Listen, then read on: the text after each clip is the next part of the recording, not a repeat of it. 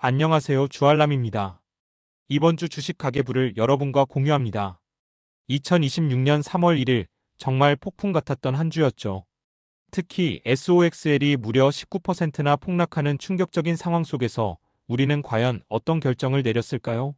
바로 이란 공습이라는 지정학적 리스크가 시장을 강타했지만 저는 역발상 매수로 대응했습니다. 그 자세한 이야기를 지금부터 시작합니다. 지난 한 주를 세 가지 핵심 키워드로 요약해 보았습니다. 첫째, 지정학적 충격입니다. 미국과 이스라엘의 이란 정격 공습, 바로 에픽 퓨리 작전 전개로 암호화폐까지 급락하는 등 시장 전반에 엄청난 불안감을 안겨주었죠. 둘째는 AI 변동성 확대입니다. 엔비디아는 호실적에도 불구하고 주가가 하락하는 역설을 보였고, 블록블라크 CEO의 대규모 해고 발표로 AI 실업 공포가 현실화되는 듯했습니다. 하지만 저는 이러한 폭풍 속에서 전략적 대응을 멈추지 않았습니다. SOXL의 19% 폭락 구간에서는 웅덩이 매매법을 과감히 실행했고, KOSPI 과열에 대비한 인버스 해지에도 신규 진입하며 포트폴리오의 방어력을 높였습니다. 이번 주 시장은 정말 극명한 대비를 보였습니다. 미국 증시는 지정학적 리스크와 AI 변동성 확대로 인해 전반적으로 하락세를 면치 못했습니다. S&P 500은 0.44%, 나스닥은 0.95%, 다우는 1.31% 하락하며 극심한 변동성을 보여주었죠.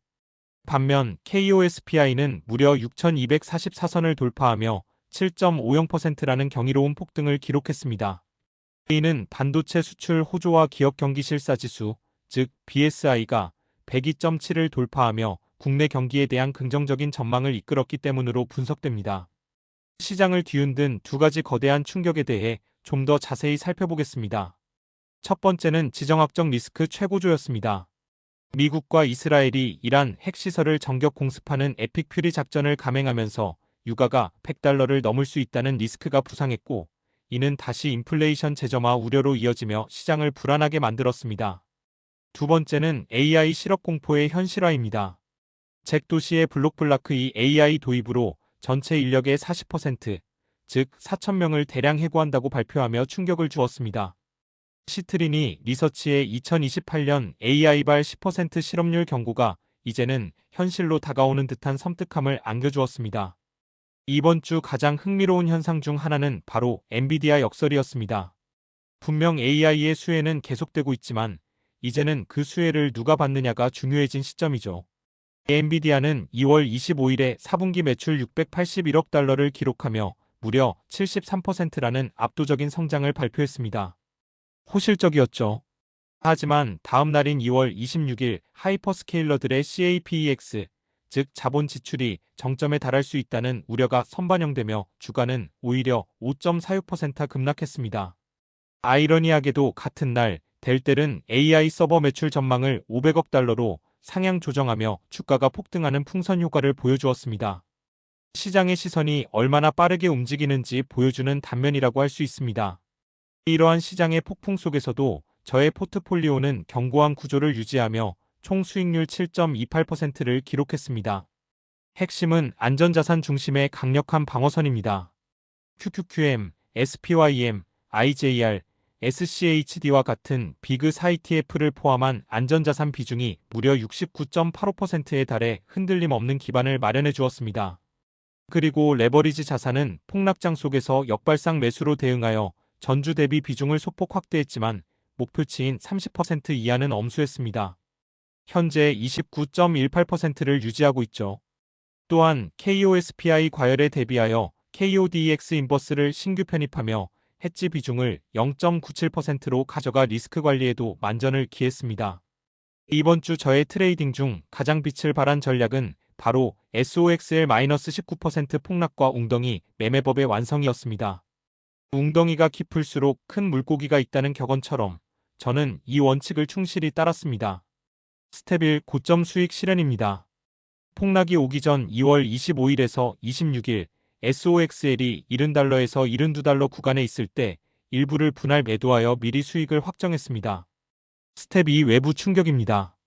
엔비디아 후폭풍으로 SOXL의 수익률이 무려 19.52% 급락하며 22.86%에서 3.34%로 주저앉는 상황이 발생했습니다.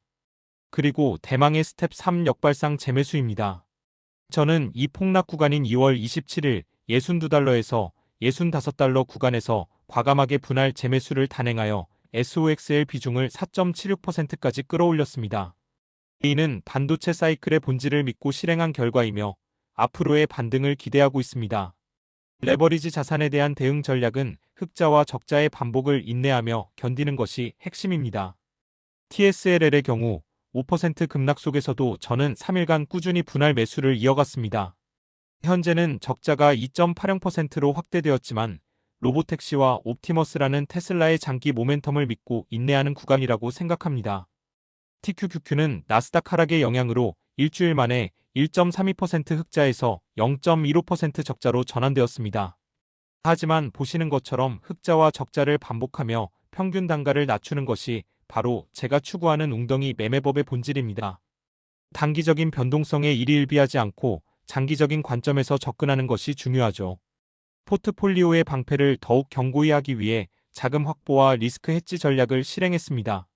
SCHD, SPYM, IJR과 같은 대형주 ETF는 단순 매도가 아닌 매수와 매도를 동시에 진행하는 리밸런싱을 통해 차익을 실현하고 저가에 재매수하는 방식을 취했습니다. 이렇게 확보된 자금은 SOXL과 TSLL의 추가 매수 그리고 KODEX 인버스 진입 자금으로 완벽하게 활용되었죠. 특히 KOSPI가 3주 연속 폭등하며 6244선을 돌파한 상황에서 단기 조정과 과열 신호에 대응하기 위해 KODX 인버스에 0.55%의 소액을 신규 진입했습니다. 이는 지정학적 확전 시나리오 등 예측 불가능한 상황에 대비하는 다각도 방어 전략이며 소액 진입으로 리스크를 완벽하게 통제하고 있습니다. 다음 주 시장의 향방을 결정할 4가지 핵심 촉매제에 대해 미리 살펴보겠습니다. 첫 번째이자 최우선 변수는 중동전쟁 모니터링입니다. 호르무즈 해협 봉쇄 리스크와 유가 향방이 시장에 미칠 영향은 여전히 큽니다. 둘째는 3월 초에 있을 엔비디아 GTC 행사입니다. 차세대 칩 로드맵 발표는 SOXL 반등의 핵심 촉매가 될 수 있으므로 주목해야 합니다. 셋째, 3월 3일에서 4일 사이 발표될 2월 고용 보고서입니다. 고용이 강하게 나오면 금리 인하가 지연될 수 있고 약하게 나오면 레버리지 확대를 고려할 수 있는 중요한 지표가 될 것입니다. 마지막으로 3월 6일에는 크라우드 스트라이크와 브로드컴의 실적 발표가 예정되어 있습니다. 이는 AI 수익화의 현실성을 검증하는 중요한 기회가 될 것입니다. 이 4가지 변수를 면밀히 주시하며 다음 주 시장에 대응할 계획입니다. 지난 13주간의 여정을 되돌아보면 정말 폭풍 속에서도 저의 원칙을 지키기 위해 노력했던 시간들이었습니다. 고점에서 덜어내고 저점에서 담는다는 투자 격언처럼 저는 9번의 차익 실현과 13번의 분할 매수를 통해 시장에 대응했습니다. 물론 4번의 손절매도 있었지만 이는 리스크 관리의 중요한 부분이었습니다. 제가 항상 강조하는 3가지 원칙을 다시 한번 말씀드립니다. 첫째, 레버리지 비중은 30% 이하를 절대 유지하는 것입니다. 현재 29.18%로 잘 지켜지고 있죠. 둘째, 안전자산 비중을 비그사를 포함하여 50% 이상으로 강력하게 방어하는 것입니다. 현재 69.85%를 유지하고 있습니다. 마지막으로 가장 중요한 원칙, 바로 공포에 매수하는 감정적 규율을 유지하는 것입니다. 시장이 흔들릴 때 오히려 기회를 포착하는 용기가 필요합니다. 매일 미국 증시의 핵심 뉴스와 실시간 알림을 받고 싶으시다면 미주알 텔레그램 채널을 추가해보세요. 그리고 오늘 제가 설명드린 주식 가계부와 더 깊이 있는 투자 인사이트는 미주알 블로그에서 확인하실 수 있습니다. 더 자세한 정보와 제 모든 투자 기록이 궁금하시다면 지금 바로 미주알.com 사이트를 방문해주세요. 여러분의 성공적인 투자를 응원합니다.